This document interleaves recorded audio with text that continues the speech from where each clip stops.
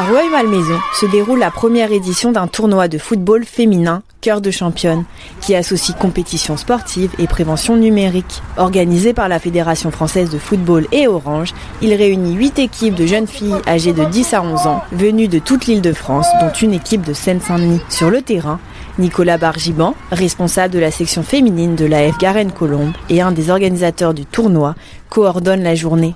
Allez, on s'installe et d'ici une petite minute, on va démarrer. Pascal, tu me fais signe comme tout le monde est prêt, avec les arbitres sur chaque match. C'est bon ? Allez, bon match à toutes.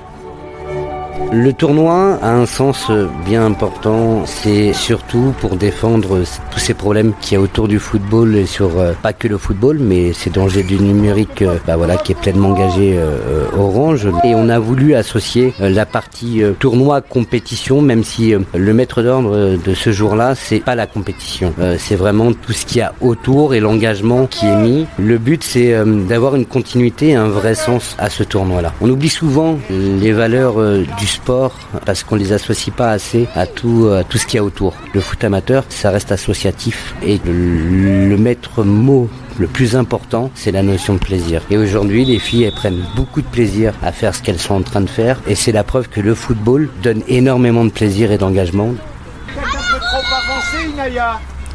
Parmi les participantes, Mariatou est venue défendre les couleurs de son équipe.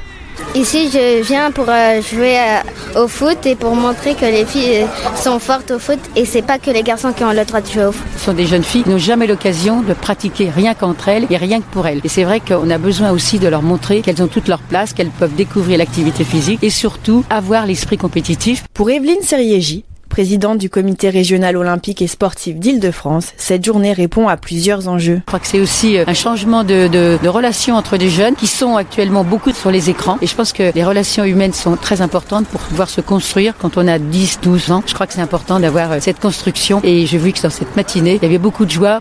En effet, la journée ne se déroule pas uniquement sur le terrain. Au-delà de la compétition, le tournoi sert aussi de cadre à des ateliers de prévention numérique organisés par Orange. On a quoi ? C'est quoi ça ?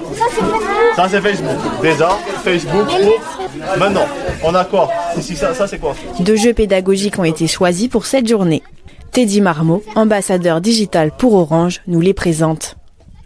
Donc à l'atelier jeu Les Magiciens du numérique, qui est un escape game, du coup, en fait, qui permet vraiment de se projeter dans des personnages, faire passer le message du cyberharcèlement. Et ensuite, il y a un autre jeu qui est tout nouveau, qui s'appelle le quiz Cyber Champion. Et là, cette fois-ci, donc, on pose des questions, on crée 2 équipes, permet de les challenger, de faire ça sous le ton de l'humour. En fait, on passe à des messages, tels que le numéro, notamment, que doivent, composer les jeunes ou autres. Alors, vrai ou faux ? Se faire harceler dans un jeu vidéo en ligne reste un jeu, il vaut mieux en rire. Faux ou vrai ? Faux. C'était très bien. Moi, personnellement, j'ai préféré quand on a fait les quiz. Oui, moi aussi, les quiz. Et pourquoi les quiz ? Parce que ça nous apprenait à se protéger contre les personnes qui essayent de nous parler sur les réseaux sociaux.